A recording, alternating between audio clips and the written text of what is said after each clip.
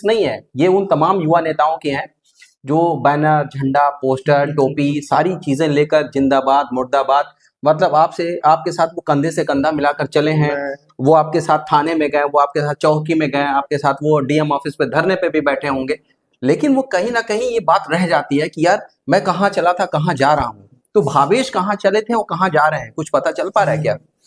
बात आपकी बिल्कुल सही है और बहुत सारे नौजवान इस बात को सोचते होंगे कि मैं बिल्कुल चाहता हूं कि मुझे भी अवसर मिले, लेकिन एक बार आपको अवसर मिले और आपकी कंसिस्टेंसी कंटिन्यूटी नहीं बन पा रही है तो फिर आप ना संगठन को दोष दे सकते हैं, ना आप पार्टी को दोष दे सकते हैं, ना आप अपने कार्यकर्ताओं को दोष दे सकते हैं। सारा दोष आपका है अगर आपकी कंटिन्यूटी नहीं बन पा रही है। मुझे ऐसा लगता है कि जो हमारे ऊपर लोग बैठे हुए हैं, जो अधिकारी हैं हमारे, जो हमारे केंद्रीय नेतृत्व है, जो हमारा प्रदेश का नेतृत्व है, जो हमारा जिले का नेतृत्व है, सभी के अंदर वो पोटेंशियल है कि वो प्रतिभा को पहचान पाए, प्रतिभा को अवसर दें और उसका उपयोग करें। हमारी ऊर्जा है उसका उपयोग करें। तो मुझे लगता है उनको सही समय का इंतजार है। नेपाल बॉर्डर पे तो पूरी तरीके से ये तीनों जिलों के जनप्रतिनिधि, यहाँ पे जो भी तत्कालीन मंत्री रहे होंगे, जो भी जिम्मेदार लोग रहे होंगे, वो सभी इस काम के जिम्मेदार हैं कि सरकार का इतना पैसा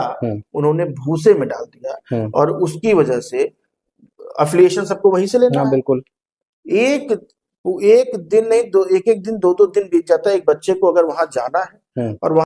दोस्तों नमस्कार, मैं हूं धर्मेंद्र पांडे और आप देख रहे हैं पंचायत कनेक्शन। आज हम एक ऐसे मेहमान को अपने इस स्टूडियो में लेकर आए हैं जो किसी तारीफ और किसी तारुफ के मोहताज नहीं है। युवा नेता हैं, समाजसेवी हैं और इन्होंने अपने दम पर ही एक ऐसी टीम खड़ा की। उस टीम ने जो माहौल बनाया बस्ती जनपद में, बस्ती जनपद का नाम वैश्विक पटल पे, थोड़ा सा कह सकते हैं कि वैश्विक पटल पे भी वो पहुंचा, क्योंकि दूरी भी एक मायने रखती है। और आप इनको जानते होंगे, बहुत ज्यादा तारीफ करने की जरूरत नहीं है। भावेश पांडे जी का हम लोग स्वागत करते हैं और शामिल करते हैं इस एपिसोड में। भावेश जी बहुत बहुत स्वागत है आपका। बहुत बहुत धन्यवाद, बहुत बहुत धन्यवाद। आपका जब इंट्रोडक्शन में दे रहा था दर्शकों को तो मेरे दिमाग में दौड़ चल रही थी, मैराथन, और मैंने आपको उस दौर से देखा है जब इस मैराथन की शुरुआत हुई थी। तो अब तो थोड़े से आप जो है पहले से हेल्दी भी हो गए हैं और वो बचपन का दौर था और मुझको लगता है कि 2012 रहा होगा वो, जी जब ये शुरुआत हुई थी। बिल्कुल। तो ये जज्बा कहाँ से आया और लगा कि भाई मतलब खेल को भी प्रमोट करना है और अपना एक नाम भी बनाना है, कुछ करना है, पढ़ाई से इतर की बात कर रहे हैं अभी हम लोग। जी बिल्कुल। तो पहली बात तो दोस्तों को और माताओं को और जो लोग आपके शुभचिंतक होते हैं उनको आपका मोटापा हेल्दी ही दिखता है।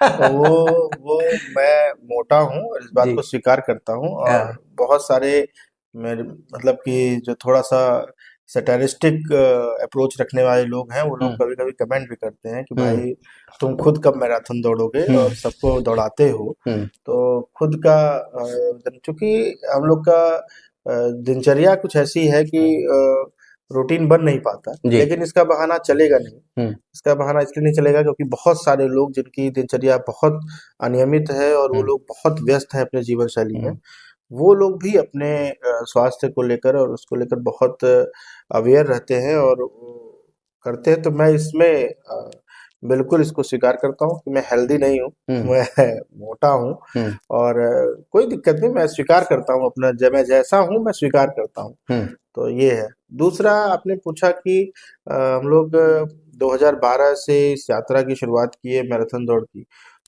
जब भी मुझे ऐसा मालूम नहीं था कि ये मैराथन दौड़ मेरी पहचान से जुड़ जाएगा जी, कभी ऐसा मैंने सोचा नहीं था। मैंने बहुत सारे इंटरव्यूज तो दिए नहीं हैं, लेकिन 2 4 5 जितने भी इंटरव्यू दिए हैं तो उसमें मेरा इंट्रोडक्शन कहीं ना कहीं मैराथन से और इस दौड़ से ही किया गया है जी। तो मुझे इस बात से कोई दुख नहीं है, मैं इस बात की बहुत खुशी है कि एक छोटी सी चीज जिसको बस इस विजन के साथ शुरू किया गया था कि बस्ती को लोग जाने, बस्ती कहीं बड़े बड़े शहरों के बीच में दब के न रह जाए और बस्ती को किसी न किसी माध्यम से लोगों को जानना चाहिए। तो इसी उद्देश्य के साथ शुरू किया था जी। मैं बार बार इस बात को कोट करता हूँ कि जब हमने शुरुआत की थी तो मेरी उम्र 20-21 साल थी, और उस उम्र में कोई ऐसा कोई सामाजिक कार्य करने के लिए नहीं किया था इसको। सिर्फ उसकी लालच ये थी कि बस्ती को ज्यादा से ज्यादा लोग जाने। और कहीं ना कहीं वैश्विक कहना थोड़ा शायद अभी के लिए थोड़ा अतिशयोक्ति हो जाए, लेकिन ये जरूर है कि विश्व में भी जो लोग भारत के रह रहे हैं, बस्ती के लोग रह रहे हैं, कहीं ना कहीं जो हम लोग के साथ कनेक्टेड है, उनका सहयोग मिलता है। वो लोग इसको प्रेज करते हैं, इसके लिए तारीफ करते हैं। और कई बार व्हाट्सएप कॉल्स पे जो लोग बाहर रह रहे हैं, व्हाट्सएप कॉल हो या फेसबुक कॉल्स हो, उस पे फोन करके, कॉल करके, मैसेजेस के थ्रू इसको प्रोत्साहन देते हैं, तारीफ करते हैं इसकी। तो ये हम लोगों के लिए बहुत बड़ी पूंजी है, हम लोग की बहुत बड़ी आय है। इसको हम लोग अपनी संपत्ति के रूप में देखते हैं कि जो हम लोग कार्य कर रहे हैं, इसको इतना प्रोत्साहन मिलता है। जज्बा वही पहचान दिलाने से आया था कि पहचान दिलाने के लिए हम लोगों को कुछ करना चाहिए। तो कुछ नौजवानों की टुकड़ी ने मिलकर इसको शुरू किया, नेशनल एसोसिएशन ऑफ यूथ के नौजवानों ने। टीम आपकी बड़ी मजबूत है। टीम में कंसिस्टेंसी है, सबसे बड़ी बात है कंसिस्टेंसी है। लोग कहते हैं कि जिनके दोस्त बहुत जल्दी बदलते हो, जिनके टीम बहुत जल्दी बदलती हो, तो उस पर कैसे भरोसा किया जाए। मुझे इस बात की खुशी है कि हमारी टीम में मुझसे उम्र में बड़े लोग भी हैं, मुझसे उम्र में छोटे लोग भी हैं, मेरी हम उम्र लोग भी हैं, मेरे साथ पढ़े सहपाठी भी हैं, और सब लोग डे वन से जुड़े रहे। कोई बाहर नौकरी करने चला गया तो अलग बात है, कोई कहीं अलग व्यवस्थाओं में फंस गया, अलग बात है। लेकिन जो टीम 2012 में शुरू हुई थी, वो टीम आज भी हमारे साथ उसी तरीके से हमारे साथ खड़ी है, कार्यक्रम कराने में, कार्यक्रम कैसे हो, और विभिन्न गतिविधियां भी जो पूरे वर्ष हम लोग की होती हैं, वो सब लोग मिल के करते हैं। तो मुझे लगता है कि ये मेरी कमाई नहीं है, मेरे दोस्तों की, NAY टीम की कमाई है, कि उन लोगों के नाते मेरा भी नाम हो रहा है। करते हो तुम कन्हैया, मेरा नाम हो रहा है, तो करती है हमारी टीम, करती है NAY के लोग, भावेश का नाम, और बस्ती के लोग करते हैं। बस्ती के जो हम लोग ये चीज एक तरीके से फ्लोर पे डेट डालते हैं कि इस डेट को हम लोग मैराथन करेंगे, तो बस्ती के लोग मिलके इसको करते हैं। एक कौतूहल हो जाता है लोगों के बीच में कि मेरा नाम स्वाभाविक रूप से हो जाता है, और मेरा उसमें मैं सच बताऊं तो श्रेय मेरा बस इतना ही है कि हमने इसको शुरू किया था, और निरंतर इसको करने का हम लोग प्रयास जारी रख रहे हैं, और निरंतरता इसमें बनी हुई है, यही श्रेय है हमारा। बाकी इसको सफलतापूर्वक आयोजन करने का श्रेय ये पूरी की पूरे बस्ती के लोगों को, नेशनल एसोसिएशन ऑफ यूथ की टीम को जाता है। तमाम आलोचक ऐसे भी हैं जो मानते हैं कि भावेश जी इसको खाली अपना नाम बनाने के लिए, अपनी पहचान बनाने के लिए, उसको भुनाने के लिए कराते हैं। ऐसा आपको लगता है क्या? अगर ऐसा हो रहा है तो ये बहुत अच्छी बात है, और मैं ये मानता हूँ कि आपको भी ऐसा करना चाहिए। जो लोग ऐसा कहते हैं, आपको भी कुछ ऐसे एक बार कोशिश करनी चाहिए कि आप भी कुछ ऐसा काम करिए, बस्ती के लिए करिए, और जब आप करेंगे तो सच में आपका भी नाम होगा, आपको भी लोग जानेंगे, पहचानेंगे, और आपका भी नाम ऊपर तक जाएगा। और मैं साथ भी दूंगा उसमें। अगर कोई कुछ अच्छा प्रयास करना चाह रहा है, अच्छा, अगर उसको लगता है कि भावेश को आज इसकी वजह से लाभ मिला है, भावेश को इसकी वजह से माइलेज मिला है, तो मैं सबको ये सजेस्ट करना चाहूंगा कि सबको ये काम करना चाहिए। तो ये बहुत अच्छी बात है कि अगर ये सोच लोगों के बीच में जा रही है, और इससे सीख ले करके अगर आप ये सोचिए कि बस्ती जनपद में 5000 से ज्यादा NGO रजिस्टर्ड है, आप ये जानिए, 5000 से ज्यादा NGO रजिस्टर्ड है, 200 से ज्यादा पत्रिकाएं रजिस्टर्ड है। आप भी पत्रकार हैं, मैं सामाजिक क्षेत्र में काम कर रहा हूँ, तो ये देखने को मिलता है कि 5000 सामाजिक संस्थाएं, अगर 5000 सामाजिक संस्थाएं प्रतिदिन एक अच्छा काम करें, तो 5000 दिन तक कुछ अच्छा होता कितने वर्षों तक कुछ ना कुछ होता रहे। अगर हर एक समाज सेवी संस्था एक दिन कुछ अच्छा काम करे, कागजों में तो होते ही हैं, कागजों में होता है। हमने आज नेशनल एसोसिएशन ऑफ यूथ संस्था है, हमने आज तक कभी एक भी ग्रांट के लिए आवेदन नहीं किया है, हमने आज तक कभी किसी सरकारी फंड के लिए आवेदन नहीं किया है, हमने कभी कुछ नहीं किया, और सामाजिक सहयोग से, पब्लिक के साथ आने से हम लोग करते हैं काम। और जो लोग सामाजिक संस्था बना करके काम कर रहे हैं, और शायद बहुत सारे लोगों का सिर्फ यही उद्देश्य है कि सरकारी पैसे को लाना, उसको किसी भी तरीके से खर्च कर देना और उससे लाभ कमा लेना, और समाज में कुछ भी ना करना। मैं कह रहा हूँ भैया, आप जितना कुछ भी कर रहे हो उसका कम से कम 30%, 40% तो समाज में कर दीजिए। उतना भी कर देंगे तो बहुत परिवर्तन आएगा। सोचिए 5,000 सामाजिक संस्थाएं रजिस्टर्ड हैं, मतलब कि परिवर्तन तो बहुत अलग ही स्तर पे आ सकता है। हम सबके ऊपर आरोप लगाते हैं कि सरकारें कुछ नहीं करती हैं, ये भी एक हिस्सा है। सामाजिक संस्थाएं भी एक हिस्सा है समाज का। ये भी अगर अपनी जिम्मेदारी समझते हुए कुछ अच्छा करें तो बहुत अच्छा होगा और सबको करना चाहिए। समाज सेवा, खेल कूद, नेम फेम से इतर राजनीतिक गलियारों की तरफ को मैं लेकर चलता हूँ, चूंकि आप भाजपा के कार्यकर्ता हैं। और 2014 की बात करें, 2014 में हम लोगों ने देखा था कि आपने एक वॉर रूम बना रखा था। दिल्ली से आप आते हैं तो कहीं ना कहीं देखा जाए उसमें आशातीत सफलता भी मिली थी। मुझे ये समझना है कि वो जो वॉर रूम था, वो जो टीम थी, वो जो लोग थे, वो कहाँ गए? देखिए, एक कहीं न कहीं एक अन्ना मूवमेंट एक आपने जानता होगा। जी। अन्ना मूवमेंट से बहुत सारी चीज़ें बदली और पूरा देश सड़कों पे पूरा था। देश सड़कों पर था। और सही बात है कि कांग्रेस की बहुत सारी तारीफ आप कर सकते हैं, बहुत सारी चीज़ें बात कर सकते हैं और बहुत सारे कांग्रेसी मेरी इस बात से नाराज भी हो सकते हैं, क्योंकि मेरे बहुत सारे मित्र अलग-अलग दलों में भी मेरे बहुत अच्छे मित्र हैं। लेकिन मैं इस बात को बताऊं कि कांग्रेस ने पिछले जब वो 2009 2004 में जीते, 2009 तक सरकार रही, फिर 2009 में जीते, 2014 तक सरकार रही उनकी। और एक अच्छा सरकार जो लोग चला सकते थे, उन्होंने भ्रष्टाचार की सारी सीमाएं तोड़ दी। भ्रष्टाचार को उन्होंने जानिए, मतलब कि उनके मुझे ऐसा लगता है उनके रगों में भी भ्रष्टाचार दौड़ता था। और आप सुनते थे 2 करोड़ 3 करोड़ के घोटाले, ये तो हजारों करोड़, लाखों हजार करोड़ रुपए के घोटाले कांग्रेस ने किए। अन्ना मूवमेंट से ये हुआ कि उस सारे घोटाले, वो सारी चीजें बहुत सारे पटल पे आई और लोगों को जागरूक किया। ये अलग बात है कि उसमें से मैं यही कहता हूं कि राजनीति की आइटम कहता हूं मैं आम आदमी पार्टी को, कि राजनीति के आइटम के रूप में वो आई और उस आंदोलन से निकलकर उसने राजनीतिक दल बना लिया और काम किया। और उसने भी उसी कांग्रेस के ढर्रे पर ही काम किया, कुछ उसने अलग नहीं किया। बहुत सारे हाई मोरल ग्राउंड की बातें करना, बहुत सारे ऐसी बातें करना जो शायद संभव ही नहीं है कि मैं वैगनार से ही अपनी चलूंगा, मैं सुरक्षा नहीं लूंगा। क्यों कहना ये?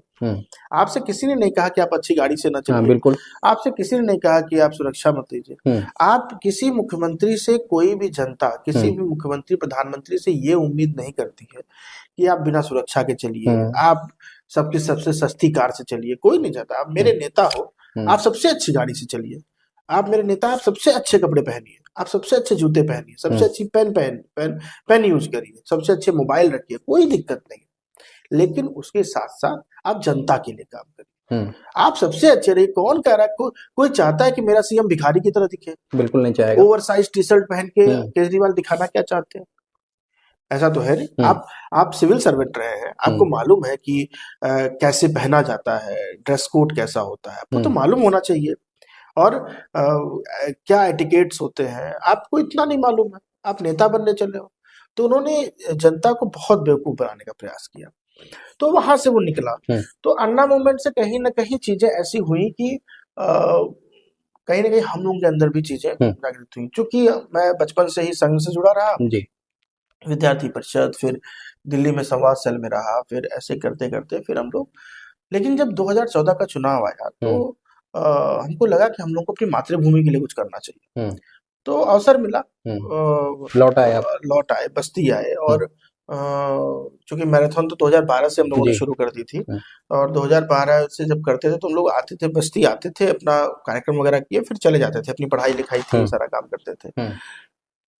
2014 का चुनाव में हम लोग आए और अवसर दिया पार्टी ने, कार्यालय प्रभारी में बना भारतीय जनता पार्टी के चुनाव का, लोकसभा चुनाव का कार्यालय प्रभारी। और हम लोगों ने जिस तरीके के चुनाव को हम लोगों ने दिल्ली वगैरह में देखा था, उस लेवल के कैसे हम लोग कर सकते हैं, और इसमें पार्टी की भी बड़ी भूमिका थी। जी। पार्टी की बहुत सारी गाइडलाइंस थी कि हम्म। ऐसे करना है, ऐसे काम करना है, हम्म। और बहुत निचले स्तर तक हम्म। कैसे बूथ लेवल कमिटीज बनती हैं, बूथ लेवल पे एजेंट बनते हैं, अपने हम्म। जो मूल कार्यकर्ता हैं, हम्म। जो अपने कार्यकर्ता हैं, उन हम्म। सब लोगों से कैसे कनेक्ट मतलब करना एक है, सुपर मैनेजमेंट। एक सुपर मैनेजमेंट, हम्म। और सब तक कैसे पहुंचना है। हम्म।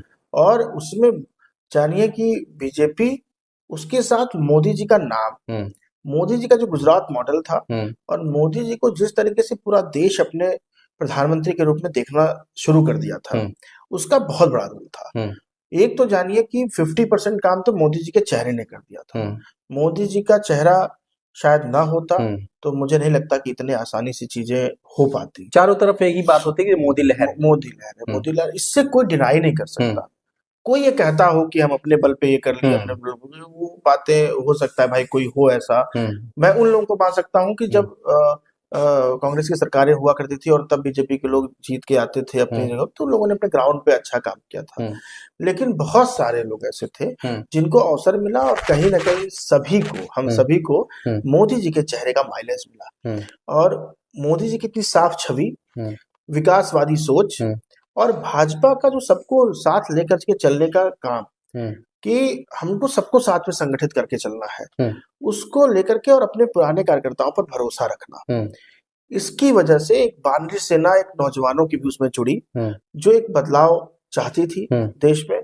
और वो नौजवानों की बानरी सेना, हम लोगों की मेहनत और सभी लोगों का संयुक्त प्रयास, कलेक्टिव एफर्ट, हम्म। 2014 में हम्म। पूरे देश में विजय मिली, बस्ती में भी विजय मिली। हम्म। और बहुत खुशी हुई कि हम लोग की इतनी मेहनत से, हम्म। और आप ये जानिए कि हम लोग जिन लोगों से लड़ रहे थे, हम्म। वो लोगों के सामने हम कहीं टिकते नहीं थे, हम्म। अर्थ में, संसाधनों में, हम्म। और जो बहुत बड़े वोटों के ठेकेदार लोग हैं, हम्म। उन लोगों से वो तो थे ही नहीं हम लोग के पास। हम्म। ये जानिए बानरी सेना लड़ रही थी, हम्म। और उसने ही चुनाव जीत कर दिखाया था बस्ती में। हम्म। बस्ती इतनी आसान सीट नहीं थी। जी। बस्ती में आप लड़ रहे थे पूर्व मंत्री से, एक हम्म। वर्तमान मंत्री से, हम्म। और बहुत कठिन लड़ाई हम्म। थी। लेकिन भारतीय जनता पार्टी के कार्यकर्ता, नौजवानों की मेहनत, मोदी जी का विजन, हम्म। सोच, और भारतीय जनता पार्टी का कलेक्टिव प्रयास, हम्म। इस सब के कारण हम्म। मिल के हम्म। ऐसा हुआ कि ये हम्म। विजय हासिल हुई। हम्म। और सभी कार्यकर्ताओं को ऐसा महसूस हुआ जैसे एक आजादी का उत्सव हम्म। आया हो। हम्म। ऐसा सिर्फ बस्ती ही नहीं, बस्ती जैसे तमाम जिलों में, हम्म। ऐसे तमाम जिलों में, प्रदेश में, पूरे देश में ऐसा माहौल बना हम्म। कि आप ये जानिए 2014 का चुनाव हम्म। का रिजल्ट जब आया, तो वो किसी आजादी के महोत्सव से कम नहीं था। मुझे याद है जिस दिन परिणाम आ रहा था, उस दिन मेरा लॉ का पेपर था, जी। और मैं लखनऊ विश्वविद्यालय में अपना पेपर लिख रहा था, हम्म। और मेरा दिमाग उसी में लगा हुआ था। अच्छा। सुबह सुबह सुबह 8 बजे, 7-8 बजे से पेपर था। हम्म। और मैं आपको बताऊं कि मैं वो पेपर 3 घंटे का पेपर था, और मैं लगभग 1.25 घंटे में ही लिख के भाग आया वहां से। हम्म। मैं क्या लिखा होऊंगा मैं ही जानता हूँ, भगवान ने पास कर दिया। हाँ, मैं ही जानता हूँ कि हम्म। मैं क्या लिखा होऊंगा उसमें, लेकिन मेरा दिमाग उस टाइम पेपर पे लग नहीं रहा था। हम्म। मेरा दिमाग यही था कि रिजल्ट क्या होगा, हम्म। रिजल्ट क्या होगा, और क्या परिणाम आएंगे, हम लोग मेहनत किए इतनी, क्या होगा। हम्म। तो वहां से निकले, और एक भैया थे, उनसे बात हुई फोन पे, तो हम लोग फिर लखनऊ से हम हम्म। तुरंत बस्ती के लिए वहां से रवाना हुए उनकी गाड़ी से। हम्म। और पेपर देने तक की हिम्मत नहीं हो रही थी, हम्म। इतना नर्वसनेस था, इतना वो था। और हम्म। वहीं से क्या होगा। क्या होगा, हम्म। क्या नहीं होगा, और मोबाइल लैपटॉप पे देखते हुए रिजल्ट रिजल्ट जैसे जैसे जीत के करीब आ रहे थे, इतनी हम्म। खुशी हो रही थी जैसे हमने क्या नहीं हासिल कर लिया गया। पता नहीं वो आईएएस क्वालिफाई करने वालों की इतनी हम्म। खुशी होती होगी कि नहीं, लेकिन हमको खुशी हुई, हम्म। हम सभी नौजवानों को खुशी हुई हम्म। 2014 में विजय पा हम्म। करके। जी। लेकिन कहीं ना कहीं देखा जाए, ये खुशी किसी की व्यक्तिगत खुशी नहीं थी। जी। आपने बताया कि ये कलेक्टिव जी। प्रयास था लोगों का, जी। और लोग आप जुड़े, मेहनत किया, और एक अचीवमेंट मिली। लेकिन कहीं ना कहीं इस बात की टीस रहती होगी मन में कि एक युवा नेता है, पोटेंशियल है, ऊर्जा है, कुछ करने की क्षमता है, और वो मुकाम जो चाहिए वो नहीं मिल पा रहा है। ऐसा मुझे लगता है, लगता होगा लोगों को, हम्म। लेकिन मुझे ऐसा लगता है कि हम्म। मुझे अपने पार्टी पे, हम्म। अपने संगठन पर हम्म। पूरा भरोसा है। और मुझे ऐसा लगता है कि जो हमारे ऊपर लोग बैठे हुए हैं, हम्म जो अधिकारी हैं हमारे, जो हमारे केंद्रीय नेतृत्व है, जो हमारा हम्म प्रदेश का नेतृत्व है, जो हमारा जिले का नेतृत्व है, हम्म सभी के अंदर वो पोटेंशियल है कि वो प्रतिभा को पहचान पाएं, हम्म प्रतिभा को अवसर दें हम्म और उसका उपयोग करें। हम्म हमारी ऊर्जा है, उसका उपयोग करें। हम्म। तो मुझे लगता है उनको सही समय का इंतजार होगा कागजों में कितनी उम्र होगी आप? और सही समय आने पर हम्म जरूर अवसर हम्म। मिलेगा। कागजों में कितनी उम्र होगी आपकी? मेरी उम्र 33 साल है। 33 साल। जी। 25 साल की मैथिली अगर हाउस में बैठ सकती हैं, हाँ तो 33 साल का एक युवा नेता जिसने काफी कुछ किया है फील्ड में, लोगों को दिखा भी है, कोई ये ऐसी बात नहीं है कि प्रमोशन वाली बात हो। जी जी। आप दिखे हैं फील्ड में, और मुझे ये लगता है, मैं व्यक्तिगत रूप से इस बात को जानता हूँ कि आप मेहनती हैं। तो कहीं ना कहीं ये बात डिमोरलाइज करती है कि यार क्या कर रहा हूँ। ये केवल आपकी ही टीस नहीं है, ये उन तमाम युवा नेताओं के हैं जो बैनर, झंडा, पोस्टर, टोपी, सारी चीजें लेकर जिंदाबाद मुर्दाबाद, मतलब आपसे, आपके साथ वो कंधे से कंधा मिलाकर चले हैं। मैं वो आपके साथ थाने में गए, वो आपके साथ चौकी में गए, आपके साथ वो डीएम ऑफिस पे धरने पे भी बैठे होंगे, लेकिन वो कहीं ना कहीं ये बात रह जाती है कि यार मैं कहाँ चला था, कहाँ जा रहा हूँ। तो भावेश कहाँ चले थे और कहाँ जा रहे हैं, कुछ पता चल पा रहा है क्या? बात आपकी बिल्कुल सही है और बहुत सारे नौजवान इस बात को सोचते होंगे कि ऐसे कलाकारों को टिकट देने से शायद वहाँ के स्थानीय नेताओं को, स्थानीय उभरते हुए नेता और जो पुराने नेता भी कितने होंगे, लोगों ने उम्र खपा दी उनको अपनी वहां पे? उनको ये लगता होगा, लेकिन मुझे ऐसा लगता है हम्म कि पार्टी नेतृत्व जो भी निर्णय लेता है बहुत सोच समझ कर लेता है हम्म और मुझे लगता है कि उनकी विजडम, हम्म उनकी सोचने की क्षमता और उनकी बौद्धिक क्षमता हम्म हम सभी से बहुत ज्यादा है हम्म और वो बहुत सारे प्रोज एंड कॉन्सेस सोच कर ही किसी को टिकट देते होंगे। हम्म और मैं तो कभी टिकट वितरण की व्यवस्था में कभी रहा नहीं हूँ और नहीं जानता हूँ, ना मैं बहुत ज्यादा चीजों के बारे में जानता हूँ कि लोग कैसे देखते हैं। हम्म लेकिन मैं इसके इतर हम्म एक बात ये कहना चाहूंगा कि ये ठीक है कि टिकट दिया जा रहा है या जो भी दिया जा रहा है, लेकिन पहली बात तो जो आपके साथ नौजवान है हम्म और नौजवान के साथ जो पुराने कार्यकर्ता है उनको भी कहीं ना कहीं अलग अलग क्षेत्रों में अवसर मिलने चाहिए, हम्म सबको देने चाहिए। हम्म ये एक पार्टी के स्तर की बात हो गई, लेकिन उसके ही साथ साथ हम्म मैं नौजवानों को और पार्टी के कार्यकर्ताओं को भी ये कहना चाहूंगा हम्म कि आपको सारे काम करते करते हम्म आपको व्यक्तिगत भी पर्सनालिटी डेवलपमेंट पे अपने, हम्म आपको व्यक्तिगत भी सामाजिक सरोकार के कार्यों में, हम्म आपको व्यक्तिगत भी लगातार क्षेत्र में और समाज में बने रहना चाहिए। और उसके साथ साथ कहीं ना कहीं हम्म ये जरूर है कि अवसर आपको पार्टी जरूर देगी। हम्म ये हो सकता है कि एक चुनाव ऐसा हो जिस चुनाव में हमने किसी को टिकट दे दिया, ऐसी बात हो हम्म और कई लोगों को बुरा भी लग सकता होगा, बहुत सारे लोगों को हो सकता है। मान लीजिए मैं ही किसी सीट से तैयारी करूं और जी। मुझे लगे कि मैं लड़ सकता था और चर्चा तो थी कप्तानगंज से आप टिकट भी मांग मैं रहे थे विधानसभा का। मैं लड़ सकता था, तो वहां पे ठीक बात है, जो स्थानीय विधायक थे उनको टिकट मिला। बिल्कुल मैंने आवेदन किया था और जी। मैं चाहता था और मैं चाहता हूँ कि मैं एक बात कहता हूँ, मैं चूंकि मैं थोड़ा सा पार्टी के इतर मैं नौजवानों का पक्ष लूंगा इस विषय पर, जी। क्योंकि भाई हम लोग पार्टी के कार्यकर्ता भी हैं और नौजवान भी हैं। मैं ये हमेशा कहता हूँ, मैंने किसी से कहा भी था, किसी बड़े नेता से कहा था कि आप जब किसी एक नौजवान को, किसी एक पौधे को पानी देते हैं तो आप उससे 40 साल फल लेते हैं, और जब आप किसी बड़े पेड़ को वो करेंगे तो बस जब तक आप उसमें डालते रहेंगे तभी तक वो फल ये बात थोड़ी सी नागवार भी गुजर जाएगी कुछ लोगों को, ठीक है ना? है। तो हो सकता है मेरा कुछ कहने का तीखी मतलब टिप्पणियां भी आए इस पे। मैं अपनी इसमें पैरवी कर रहा हूँ जी। कि अगर नौजवानों को अवसर मिलेगा तो वो ज्यादा दिन तक, ज्यादा समय तक समाज की सेवा कर पाएंगे, राजनीति में संगठन की भी सेवा कर पाएंगे। और जिन लोगों की अवस्था थोड़ी ज्यादा हो रही है उन लोगों को मैं ये नहीं कहता अवसर नहीं देना चाहिए। अगर मैं आपको ऐसे भी लोग आप जानते होंगे, आपका खुद का अध्ययन कहता होगा कि 7-7 बार 8-8 बार से विधायक है, बिल्कुल। एंटी इनकम्बेंसी कहाँ गई? कहाँ गई एंटी इनकम्बेंसी? कहीं नहीं है जी। जो व्यक्ति काम करेगा, आप मुझे अवसर दे दीजिए और मैं नहीं काम करूंगा, मान लीजिए मैं कल को विधायक हो जाऊं, सांसद हो जाऊं, कुछ मंत्री हो जाऊं, भगवान करे कुछ भी हो जाऊं, मैं तो क्यों नहीं चाहूंगा कि मैं कोई चीज छिपाता नहीं, मैं बिल्कुल चाहता हूं कि मुझे भी अवसर मिले। लेकिन एक बार आपको अवसर मिले और आपकी कंसिस्टेंसी, कंटिन्यूटी नहीं बन पा रही है तो फिर आप ना संगठन को दोष दे सकते हैं, ना आप पार्टी को दोष दे सकते हैं, ना आप अपने कार्यकर्ताओं को दोष दे सकते हैं। सारा दोष आपका है। अगर आप की कंटिन्यूटी नहीं बन पा रही है, आप उसके बाद चुनाव नहीं जीत पा रहे हैं, कोई भी हो, मेरा कोई प्रिय भी होगा, वो चुनाव नहीं जीत रहा है, तो उसको खुद को इंट्रोस्पेक्ट करने की जरूरत है। क्यों ऐसा है कि 7 से 8 बार तक लोग चुने जा रहे हैं, और क्यों ऐसा है कि हम 1 ही 2 बार के बाद दोबारा चुने नहीं जा रहे हैं? इसका तो आत्मचिंतन, आत्ममंथन करना पड़ेगा।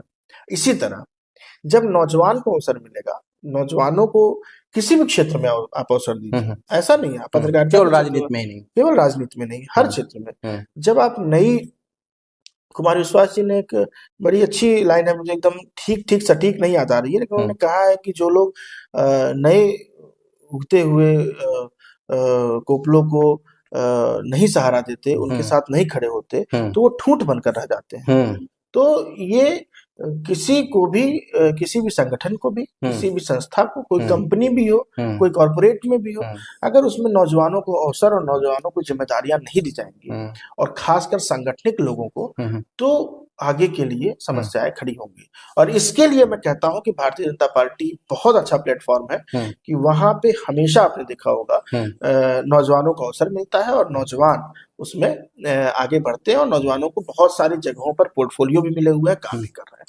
आपने कुमार विश्वास जी को कोट किया, तो आपको फिर से एक बार हम 2014 में ले चलते हैं, और वहां पे उस सुरमई शाम में ले चलेंगे जहां पे आपकी आशाएं, उम्मीदें चंद कदम पहले, चंद घंटे पहले तक थी कि क्या होगा क्या नहीं होगा। आपने बताया कि एग्जाम था आपका, तो मैं दुष्यंत, हमको याद आते हैं कि कहाँ तो तय था चरागा हर एक घर के लिए, आज चराग मयस्सर नहीं शहर के लिए।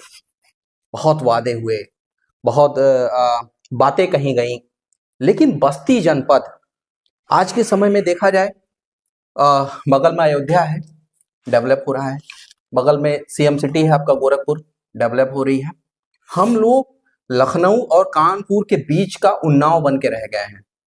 ये बातें बड़ी आम तौर पे कही जा रही हैं, बहुत ही, मतलब इसमें कुछ बिना लाग लपेट के ये बातें कही जा रही हैं कि हमारा विकास जो होना था, हमारे शहर का जो विकास होना था, क्या सड़कों तक सीमित था? यहाँ इंडस्ट्री नहीं लगनी चाहिए थी, या हमारे पास मेडिकल कॉलेज खुल गया तो उसमें डॉक्टर्स नहीं होने चाहिए थे? हर पेशेंट यहाँ से रेफर हो रहा है बाहर की तरफ, कोई सिंगल क्रिटिकल केस आता है वो रेफर हो जाता है। 2-3 हॉस्पिटल्स प्राइवेट अगर ना होते तो इस शहर के मरीजों की स्थिति क्या होती? तो विकास का जो वादा था वो कहाँ सिमट के रह गया? किन पन्नों में वो जो चिट लिखी गई थी कि ये हम करेंगे, वो कहाँ दबी रह गई, किस कोने में पड़ी हुई है? आप इसको कैसे देख रहे हैं वर्तमान प्रदेश में?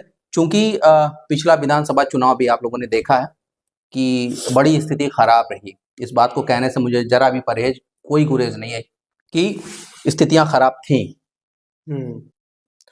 ठीक है, आपकी बातें मैं एक एक करके जवाब देता हूँ। आपने कहा कि 2014 के बाद से फिर 2017 में उत्तर प्रदेश में बीजेपी की सरकार आई, और उसके बाद फिर आप कह रहे हैं कि बस्ती का उस तरीके से विकास नहीं हो पाया। पहली बात तो मैं ये बता दूं कि प्रदेश सरकार की ऐसी बहुत सारी योजनाएं रही जो सिर्फ बस्ती के लिए नहीं रही, बस्ती के साथ साथ तमाम जिलों के रही। जैसे आप ये देखिए कि लगभग सभी जिलों में मेडिकल कॉलेज आ गए, सभी जिलों में आ गए। ये मैं योगी सरकार को बहुत इसकी तारीफ करना चाहूंगा। देखिए, उसके बाद इंजीनियरिंग कॉलेज देखिए, सभी जिलों में आ गए। रोड की कनेक्टिविटी, गड्ढा मुक्त उत्तर प्रदेश, लगभग हम लोग उसकी दिशा में है, लगभग खत्म हो गया। जो नए चीजें हैं, मतलब कि सड़कों का जिस तरीके का विकास 2017 के बाद और योगी सरकार में, और मोदी जी का जिस तरीके से विजन है, नितिन गडकरी जी का जिस तरीके से सरकार पे सड़क पे काम है, और योगी जी का यहाँ पे उत्तर प्रदेश में जिस तरीके से विजन है, उसको देख के लगता है कि सड़कें आप कहीं भी जाइए, जहाँ 1 घंटे में पहुंचते थे वहां 40 मिनट में पहुंच रहे हैं, जहाँ 40 मिनट में पहुंचते थे वहां आधे घंटे में पहुंच रहे हैं। ये चीजें तो आप नकार नहीं सकते, बिल्कुल। लेकिन आपका विषय क्या है? आपका विषय है कि इंडस्ट्रीज, रोजगार, और आपने बहुत अच्छा जुमला दिया कि उन्नाव बन के रह गया है बस्ती। तो उसके पीछे मैं जिम्मेदार मानता हूं कि पिछले 20 सालों से, 20-25 सालों से बस्ती के जो जनप्रतिनिधि रहे हैं, वो लोग आए होंगे बहुत विजन के साथ, बहुत सारी चीजें रहे होंगी, लेकिन शायद वो लोग बस्ती के लिए कुछ कर नहीं पाए। लेकिन हम ये दोष कब तक उनको देते रहेंगे कि और उन्होंने जो ऐसा करना किया था, तो लेकिन हम भी अभी आप करें। देखिए बीजेपी अभी पिछले 10 साल में रिंग रोड मिला आपको बस्ती हाँ को, ठीक है। रिंग रोड मिला। और रिंग रोड आप ये जानिए कि बस्ती जैसे जिलों को मिलना ये बड़ी बहुत बात है। बड़ी बात है। बस्ती जैसे जिले को रिंग रोड मिलना मतलब आप ये जानिए कि एकदम असंभव सी बात है। तो ये कहीं ना कहीं जो लोकल जनप्रतिनिधि, लोकल बस्ती के लोगों ने इसको करके दिखाया और अपनी मेहनत से रिंग रोड ले आया। मैं इसकी बहुत सराहना करता हूँ और ये बहुत बड़ी बात है। और हम लोगों को भी सोचना चाहिए, कभी भविष्य में किसी को भी अवसर मिले तो ऐसे ही बस्ती के लिए काम करना चाहिए। लेकिन उसके साथ साथ बस्ती में मैं इस बात को पूरी तरीके से स्वीकार करता हूँ कि बस्ती में इंडस्ट्रीज नहीं है, एजुकेशनल इंस्टीट्यूशन उस तरीके से बड़े संस्थान नहीं है। हाँ, कोई भी और गार्जियन अपने इस बच्चों पे को देखिए 12 स्टैंडर्ड के बाद वो बाहर भेजता है। बहुत काम करने की जरूरत है। मैं उन लोगों को जिम्मेदार मानता हूँ कि जिन लोगों ने जो सिद्धार्थ विश्वविद्यालय जो बस्ती मंडल मुख्यालय पर हाँ, बिल्कुल होना चाहिए मंडल मुख्यालय। उस समय के जिम्मेदार सक्रिय लोग, हम लोग तो छात्र थे, हम लोगों ने यहाँ पे बहुत सारे हस्ताक्षर अभियान, बहुत सारे धरने इस तरीके से भी किए थे कि वो विश्वविद्यालय वहां ना जाए। आप सोचिए वो विश्वविद्यालय नेपाल बॉर्डर से 2 किलोमीटर पहले है, तो वो नेपाल के लिए बना है कि हमारे लिए बना है। और बस्ती के व्यक्ति से आप कहेंगे कि लखनऊ जाना ज्यादा आसान है, गोरखपुर ज्यादा आसान है कि सिद्धार्थनगर के उस बॉर्डर पे जाना।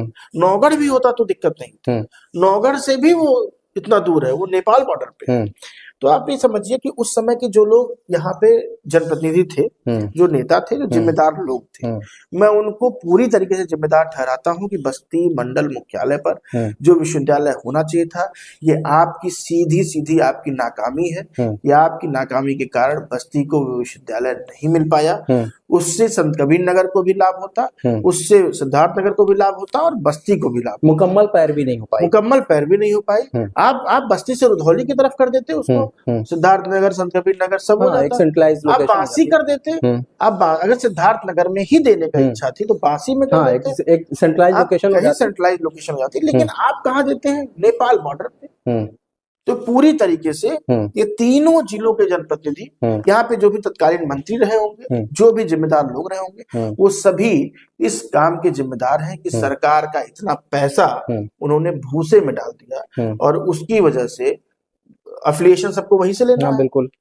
एक दिन नहीं, एक दिन 2 दिन बीत जाता है। एक बच्चे को अगर वहां जाना है और वहां जाके अपना कोई विश्वविद्यालय से काम करा के आना है, कितनी समस्या होती है वो बच्चे ही जानते हैं। सेम डे में होता भी नहीं है। सरकारी काम है, इतना आसान तो होगा नहीं, 2 बार 3 बार बिना चाहे होगा नहीं। तो इसके लिए मैं उन सभी तत्कालीन जनप्रतिनिधियों को जिम्मेदार मानता हूँ। बस्ती जनपद विकास की बात अभी हम लोग कर रहे थे, आपने कहा कि तमाम मेडिकल कॉलेज वगैरह भी खुल गए, लेकिन उस ट्रेन का क्या फायदा जिसका ड्राइवर ही ना हो, है ना, डॉक्टर्स नहीं है। कैंसर के मरीज देखिए, मतलब एक वैश्विक राजधानी बनने की ओर पे कदम पे हम लोग हैं। तो देखा जाए तो कैंसर के इलाज में यहाँ पे 1-2 प्राइवेट अस्पताल हैं, वो काम कर रहे हैं, केवल सरकारी अमला इस पे कुछ भी ध्यान नहीं दे पा रहा है।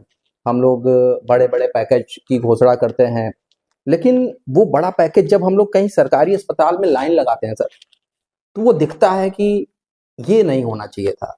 आप कितने भी बड़े आदमी हो, कितने भी छोटे आदमी हो, जब आप लाइन में लगते हैं तब समझ में आता है कि हमारी स्थिति क्या है।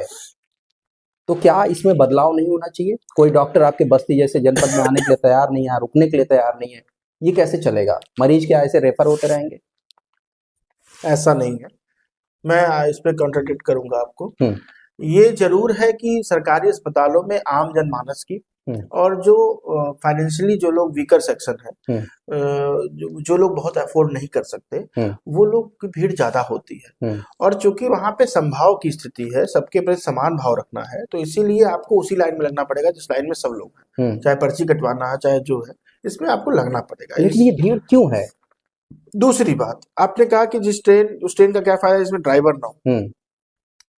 पिछले साल तक ऐसी स्थिति थी, लेकिन अभी धीरे धीरे मेडिकल कॉलेज में भी आप देखेंगे, मेडिकल कॉलेज में सर्जरी की स्थिति ठीक हुई है, अभी न्यूरो की स्थिति धीरे धीरे ठीक हो रही है। अभी वहाँ पे डॉक्टर आलोक भी आए, डॉक्टर डी.के. पाल भी हैं, अभी नाम नहीं लेना चाहिए किसी का भी। तो ऐसे धीरे धीरे नौजवान नए लोग भी वहाँ पे आ रहे हैं और काम करना चाह रहे हैं। ये स्थिति अब खत्म हो रही है धीरे धीरे कि लोग अपने बस्ती जैसी जगह पे नहीं आए काम करना चाहते। बहुत स्कोप है। और आप ये जानिए मैं उन नौजवान डॉक्टरों से भी कहना चाहूँगा जो छोटे शहरों में नहीं जाना चाहते, छोटे शहरों में आप जाके नौकरी नहीं करना चाहते हैं। मैं उन नौजवान डॉक्टरों से भी ये बात कहना चाहूँगा कि आपको अगर जीवन में चिकित्सा के क्षेत्र में बहुत आगे जाना है, तो आप दिल्ली, मुंबई में वो नाम नहीं कमा सकते, जो आप छोटे शहरों में काम करके कमा सकते हैं। और छोटे शहरों में अगर आप मेडिकल कॉलेजों में और इस तरह के सरकारी संस्थानों में काम करते हैं, तो आप एक तो सरकार आपको ठीक-ठाक व्यय भी देती है, ठीक-ठाक पैसा भी देती है। दूसरा, आप समाज में एक समाज सेवा का भी काम करते हैं और धीरे-धीरे आप अपना नाम भी बना लेते हैं। नाम कमाने में बहुत समय लगता है और छोटे शहर में नाम कमाना आसान है।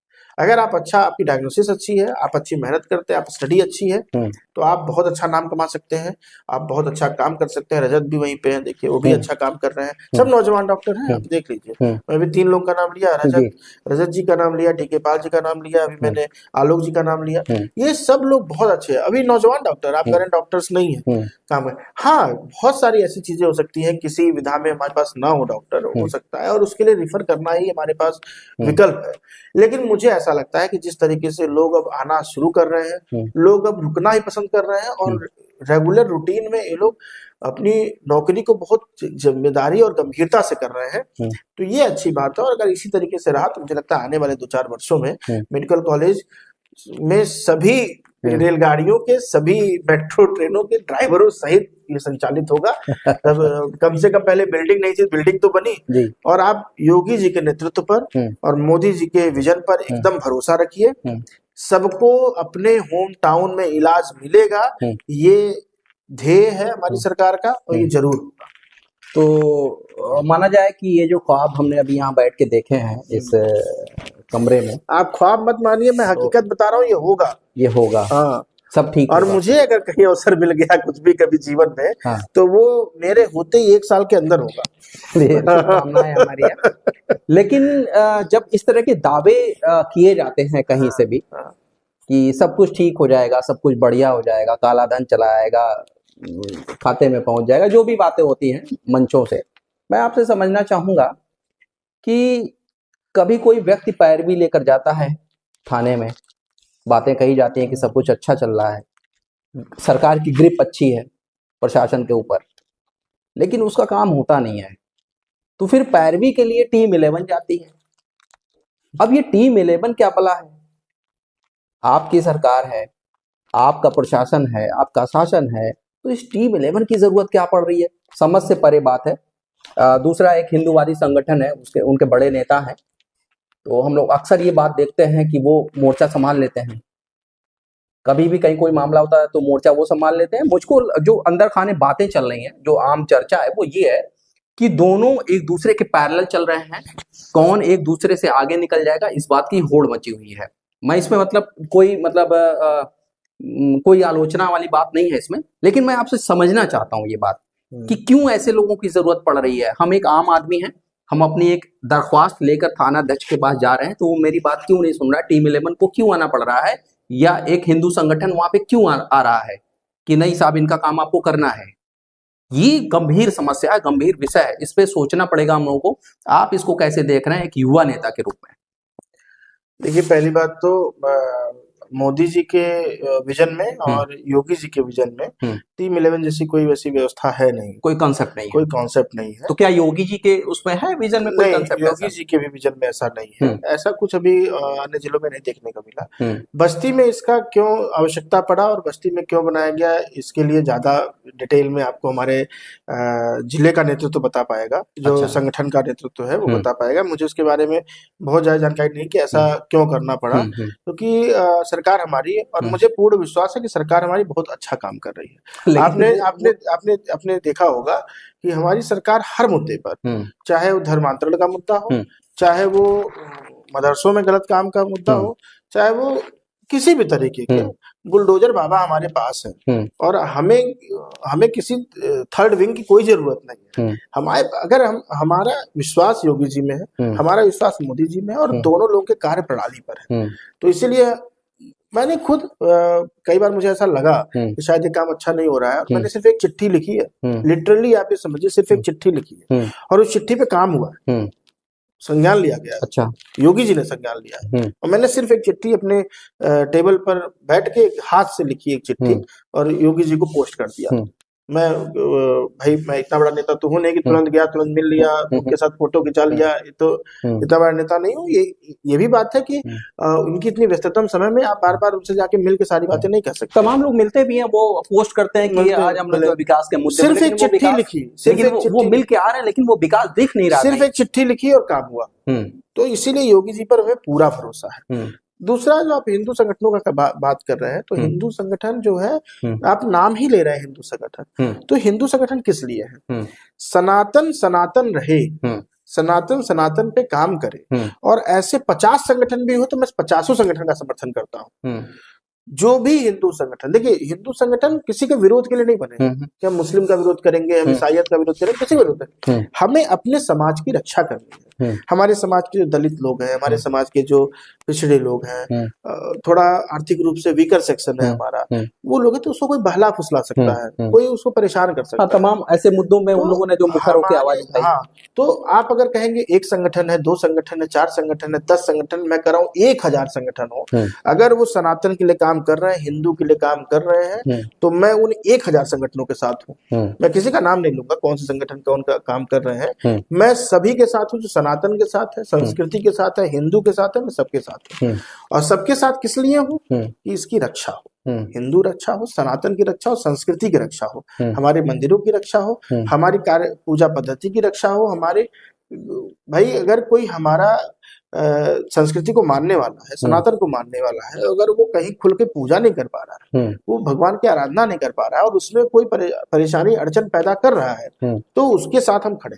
तो इसीलिए मैं सबके साथ। साल 1.5 साल में आगामी जो विधानसभा चुनाव होने को है, मैं आपसे समझना चाहूंगा कि क्या भावेश पांडे इस बार मुखर होके एड़ी चोटी का जोर लगा के कहीं से भी सेटिंग करके बस्ती जनपद से किसी भी विधानसभा सीट के लिए अपनी दावेदारी प्रस्तुत करेंगे? मैं आपसे समझना चाहूंगा। बिल्कुल, मैं आपको बताऊं कि मुझे ऐसा लगता है कि मैं जिस संगठन के प्रति समर्पित हूं, भारतीय जनता पार्टी, किसी को एड़ी चोटी करने की जरूरत नहीं है, किसी को भी नहीं। बहुत सारे लोग बोलते हैं, मार्केट में ऐसी अफवाहें रहती हैं कि मैं करोड़ों खर्च कर दूंगा, मैं लाखों खर्च कर दूंगा, मैं अरबों इधर लुटा दूंगा, बहुत देर है पैसे लेके घूमते रहे, मैं डिफेंडर लेके आऊंगा, तो मैं लैंड क्रूजर लेके आऊंगा। मतलब बहुत सारे लोग, जिसके पास है, मैं किसी का विरोध नहीं कर रहा हूँ, लेकिन अगर कोई ये जानता हो कि आपके लैंड क्रूजर, डिफेंडर, आपके हेलीकॉप्टर और आपके हवाई जहाज से अगर चार्टर प्लेन से अगर टिकट मिलता तो नहीं मिलता। मैं आपको बताऊं, आपने देखा होगा इस बार हम लोगों ने अपने कार्यक्रम में हमारे आदरणीय ब्रजभूषण सर, हाँ बिल्कुल जी, चर्चा का विषय था वो भी। उनके पास हेलीकॉप्टर है, हेलीकॉप्टर चलते हैं, उनके पास उनसे कोई लड़ पाएगा? ना संभव, आज के समय में कोई लड़ पाएगा कि आपके पास कितनी गाड़ी है, कितना वो है? लेकिन वो आदमी वहां तक पहुंचा कैसे? ब्रजभूषण शरण सिंह जी वहां तक पहुंचे कैसे? मैं उनके यहाँ गया था और एक सामान्य दिन था और 250-300 गाड़ियां बाहर खड़ी, लोगों की सुनवाई कर रहे हैं, उनके हाथे में भी उतनी गाड़ियां। और इस बार सांसद भी नहीं है, आप इस बात को गौर करिए, वो सांसद भी नहीं। उनकी 40 वर्षों की कमाई है, वो जनता के बीच में रहे। आप गाड़ियां बड़ी, मैं फिर कह रहा हूँ, आप अच्छे से चलिए, आप महंगे कपड़े पहनिए, महंगी गाड़ियों से चलिए, सब कुछ अच्छा करिए, लेकिन जनता से कनेक्ट अगर आपका नहीं होगा, पब्लिक में कुछ सकारात्मक काम आपका नहीं होगा, आपकी रचनात्मक सोच नहीं होगी, विकास के लिए आपका कोई विजन नहीं होगा, तो आपको जनता कैसे चुनेगी? और मैं इस बात को भरोसा देता हूँ, जैसे ब्रजभूषण शरण सिंह जी का मैंने उदाहरण दिया, ऐसे ही तमाम ऐसे उदाहरण है समाज में, जो लोग सालों से उस पद पर हैं, उनको कोई हटा नहीं पा रहा है। क्यों नहीं हटा पा रहा? अब वो समय आप नहीं कह सकते कि वो समय चल रहा है कि कोई गुंडागर्दी से, संभव नहीं है। अब जनता बहुत जागरूक हो गई है, तो जो जनता के बीच में रहे, जनता जिसके पास आसानी से पहुंच पाएगी, जो जनता की बात सुनेगा और सौम्य होगा, सरल होगा, उसका स्वभाव अच्छा होगा, वही समाज में रह पाएगा, वही चुना जाएगा। तो पार्टी भी इस चीजों को देखती है। पार्टी, हमको कोई एड़ी चोटी करने की जरूरत नहीं है। पार्टी को जानती है कि हम लोग क्या कर रहे हैं। हमको लगता होगा शायद हमको कोई नहीं देख रहा है, हमको कोई नहीं सुन रहा है। भारतीय जनता पार्टी अकेली ऐसी पार्टी है जिसका चुनाव प्रबंधन 5 साल काम करता है। वो 6 महीने के लिए नहीं आता, वो हमेशा एक्टिव होते हैं, वो हमेशा काम करता है और उनको मालूम है कि कौन क्षेत्र में अच्छा काम कर रहा है, कौन समाज में अच्छा काम कर रहा है, कौन रचनात्मक काम कर रहा है, कौन हमारी राष्ट्रवादी सोच का है, कौन देश के लिए काम कर रहा है। तो उन लोगों को मालूम है और मुझे पार्टी भरोसा है कि जब उसको लगेगा कि अब सही समय है, जब पार्टी को लगेगा कि अब सही समय है, भावेश को भी कहीं अवसर देना चाहिए और जहां उचित अवसर पार्टी को लगेगा वो मुझे मिलेगा। मुझे किसी से कहने की जरूरत नहीं पड़ेगी। आप ये जानिए ऐसे बहुत सारे उदाहरण है जो लोग घर पे बैठ के टीवी देख रहे थे, घर पे बैठ के खाना खा रहे थे, कोई किचन में काम कर रहा था और पता चला उसका टिकट फाइनल हो गया। तो मुझे अपनी पार्टी पर भरोसा है। जब सही समय आएगा, जब हमारे नेतृत्व को लगेगा कि ये लड़का इस योग्य है, ये लड़का अच्छा काम कर रहा है और इस लड़के के कंधे पे कोई जिम्मेदारी दी जा सकती है, तो जरूर अवसर मिलेगा। मुझे अपने जिले के नेतृत्व पे भरोसा है, मुझे अपने प्रदेश के नेतृत्व पे भरोसा है, मुझे केंद्र के नेतृत्व पे भरोसा है। तो अगर आप टिकट आपको मिलता है, आप जीतते हैं, शुभकामनाएं हैं ढेर सारी तो कहीं ऐसा ना हो कि फिर जो है ऐसे हम लोग आसपास फिर ना बैठ पाए, आप वो डिफेंडर में चढ़ जाएं या अगर ऐसा हुआ तो 5 साल बाद फिर हम घर पे बैठ जाएंगे। ठीक है, अगर मैंने ऐसा किया, मुझे भगवान करे अवसर मिले, मैं बिल्कुल चाहता हूं कि जीवन में समाज की सेवा करने का इस तरह से भी अवसर मिले कि हम लोग सदन में भी जाके अपनी बातें रख सकें, बस्ती की बातें रख सकें। लेकिन अवसर तो 5 ही साल के लिए मिलता है ना। तो अगर कोई व्यक्ति को अवसर मिला और वो अपने स्वभाव में परिवर्तन कर लिया, चाहे वो भावेश हो चाहे वो धर्मेंद्र, वो तारीखें नोट की जाएंगी, और ठीक 5 साल बाद आप फिर आस्ते से फर्श पे हो जाएंगे और कोई दिक्कत नहीं है। वो 5 साल बीतने का इंतजार बस करिए और फिर आप धराशायी हो जाएंगे। आप नहीं समाज से कनेक्ट रहेंगे, आप दोस्तों को भूल जाएंगे, आप मित्रों को भूल जाएंगे, आप संघर्ष के साथियों को भूल जाएंगे। आपके साथ जब कोई नहीं था और वो लोग जब थे आपके साथ और आप उन लोगों को भूल जाएंगे तो आप धराशायी हो जाएंगे। बहुत बहुत शुक्रिया हमसे जुड़ने के लिए। तो हमारे साथ भावेश जी थे। आज हम लोगों ने राजनीति, खेल, युवा राजनीति, प्रशासन, शासन, सारी चीज़ों पे तमाम बातें की, चर्चाएं की, तमाम मुद्दों पे तो काफ़ी तीखी बातें भी हुई। तो अच्छा रहा, सब कुछ बढ़िया रहा। मैं धर्मेंद्र पांडे हूं और आप पंचायत कनेक्शन देख रहे थे। हम लोग फिर जुड़ेंगे किसी नए मेहमान के साथ, तब तक के लिए हमारे साथ बने रहिए। बहुत बहुत धन्यवाद। धन्यवाद।